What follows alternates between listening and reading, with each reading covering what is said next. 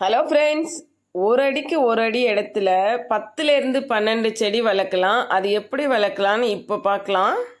நம்ம வீட்டில் சின்ன மாடியாக இருந்தாலும் நிறைய செடிகளை வளர்க்க முடியும். அதுக்கு இந்த மாதிரி ஒரு 25 லிட்டர் பக்கெட் எடுத்துக்கோங்க. ஒரு 5லேருந்து 10 ஓட்டை போட்டுக்கோங்க. 3/4 பங்குக்கு தேங்காய் மட்டையும் காஞ்ச இலைத்தழைகளையும் நிரப்பிக்கோங்க. 1 மீட்டர் உயரமுள்ள இந்த பிளாஸ்டிக் வலை அல்லது பிளாஸ்டிக் மெஷ் வாங்கிக்கோங்க. அதுக்கப்புறம் இந்த பக்கெட்டோட உள்புறம் சுற்றளவை அளந்துக்கிட்டு அதுக்கேற்ற மாதிரி கட் பண்ணிக்கோங்க. அதை ரெண்டையும் ஜாயின் பண்ணிக்கோங்க. இந்த மாதிரி டேகோ இல்லை கயிறோ வச்சு ஜாயின் பண்ணிவிடுங்க. 1 மீட்டர் உயரமுள்ள பாலித்தீன் ஷீட்டு இல்லைன்னா அந்த க்ரீன் ஷேட் நெட்டை இந்த மெஷ்ஷோட அகலத்துக்கு கட் பண்ணிக்கோங்க. 6 mm கம்பி இருந்தால் 1 மீட்டர் உயரத்துக்கு 3 கம்பி எடுத்துக்கோங்க.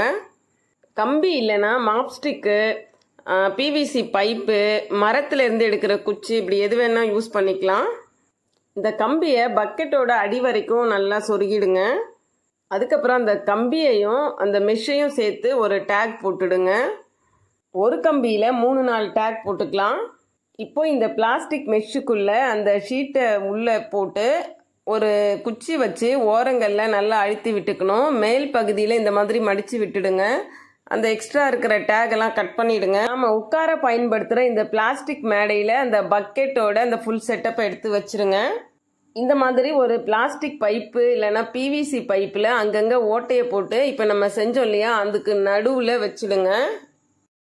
அந்த பைப்போட வாயில் ஒரு கொட்டாங்கச்சி வச்சு மூடிட்டு அந்த பைப்பை தவிர மற்ற இடங்களில் மண் கலவையை நிரப்பிடணும். இந்த பைப்புக்கு உள்ள தேங்காய் நார் கழிவு நிரப்பணும்.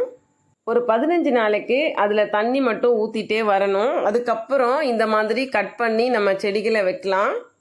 ஒரு வி ஷேப்பில் மேல் பகுதியில் வெட்டணும். பாருங்கள், இந்த மாதிரி வெட்டிட்டு இதில் 2 விரல்களால் நம்ம அழுத்தி விடணும். ஏன்னா அந்த செடியை எடுத்து இதுக்குள்ளே வைக்கிறதுக்கு இடம் வேணும்ல, அதனால கொஞ்சம் பள்ளமாக அழுத்தி விடணும்.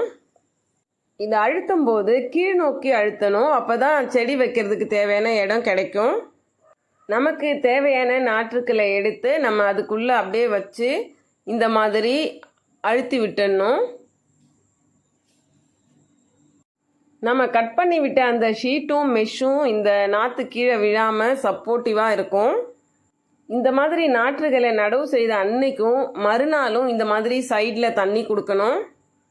அதுக்கப்புறம் நம்ம இந்த சைடு தண்ணி கொடுக்க தேவையில்லை. நம்ம நடுவில் வச்சோம்ல அந்த பைப்பு, அதில் தண்ணி ஊற்றினா போதும். அப்புறம் கொஞ்சம் தண்ணி மேலே 2 செடி வச்சுருக்கோம்ல, அதுக்காக மேலே கொஞ்சம் தண்ணி ஊற்றி விட்டுடலாம். ஒரு தடவை அந்த பைப்பில் தண்ணி ஊற்றி கீழே இறங்கின பிறகு இன்னொரு தடவை அந்த பைப்பில் தண்ணி ஊற்றிட்டு விட்டுடலாம். நம்ம எந்த திரவ உரம் கொடுத்தாலும் அந்த பைப்பு வழியாகவே கொடுத்துக்கலாம்.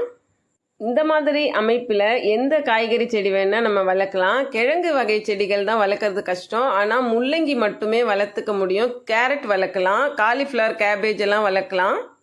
இதில் களை செடிகள் மேலே 1-2 தான் வரும்.